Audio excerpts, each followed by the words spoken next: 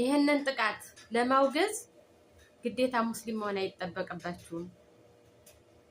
የታላችሁ ቲክታከሮች፣ ዩቲዩበሮች ይሄን ጥቃት ለማውገዝ ምንም ሙስሊም መሆን አይጠበቅባችሁም።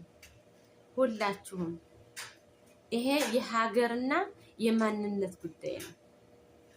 ምንድነው አንደኛው ብቻ ተጨቋኝ የሚሆነው?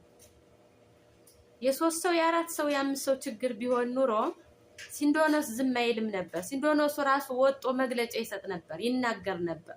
ይሄ ነገር ሆን ብሎ የታቀደ ነገር ነው። ምን አደረጉ? በሀገራቸው ላይ ሀገር እኮ ያለ ሰው ባዶ ናት። ተነካ፣ የአክሱም ሙስሊም ተደበደበ፣ ታሰረ። ጎንደር፣ ጎጃም፣ ወሎ፣ ሸዋ፣ ትግሬ ለምንድነው ድምጽ ማትሆኗቸው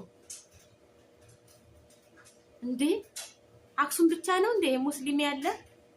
አክሱም ተነካ፣ የጎንደር ሙስሊም ይጮህ፣ የወሎ ሙስሊም ይጮህ፣ የጎጃም ሙስሊም ይጮህ። አለ እኮ በየአቅጣጫው ሙስሊም። አፋር፣ ሶማሌ ሁሉም ነግበኔ ብሎ መነሳት አለበት። ሁሉም ከየአቅጣጫው ያለው ሙስሊም በሙሉ ድምጽ ሊሆን ይገባል። እስልምና ብቻ አይደለም አሉ ጥሩ ጥሩ እኮ ሀገር ወዳድ ህዝብ ወዳድ ክርስቲያኖች አሉ ከጎናችን። ዩቲዩበሮች ምንድነው ዝም አላችሁ? ምንድነው ጸጥ አላችሁ? ትልልቅ ቲክታከሮች 5-10 መለቃቀም ነው እንዴ እናንተ የምትፈልጉት?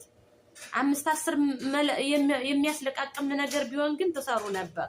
ለምንድነው እንደዚህ በአደባባይ እንደዚህ እየተደበደቡ ለምንድነው ዝም የምትሉት? እናንተ የድርሻችሁን ተወጡ። ለምን የድርሻችሁን የማትወጡት? ለምን? እኔ አንድ ክርስቲያን ወንድሜ ሲጎዳ ቁጭ ብዬ የማይበት አንደበት የለኝም።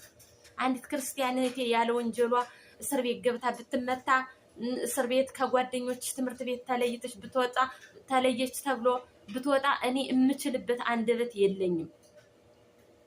እኔ አንዲት ክርስቲያን እናቴ እየተሰቃየች ልትጸልይ ጸሎት ቦታ ሄዳ ልትጸልይ በተጎነበሰችበት ሰዓት አንድ ወንድሜ መጥቶ ቢያጠቃት ዝም ምልበት የለኝም። አብረን እንሞታታለን እንጂ ዝም ምልበት አንደበት የለኝም። አንድ የቤተ ክርስቲያን አማኝ እየተመታ እየተገደለ ያየሁት ዝም ብዬ ቆም የማይበት አንደበት የለኝም። እኔ እንደዚህም የሚያስቡ ክርስቲያኖች አሉ። እስልምና ሰላም እንደሆነ የሚያውቁ ውስጣቸው የሚያምን በተግባርም የሚያሳዩ ትልልቅ ሰዎች አሉ። ትልልቅ ሰዎች ሀገራ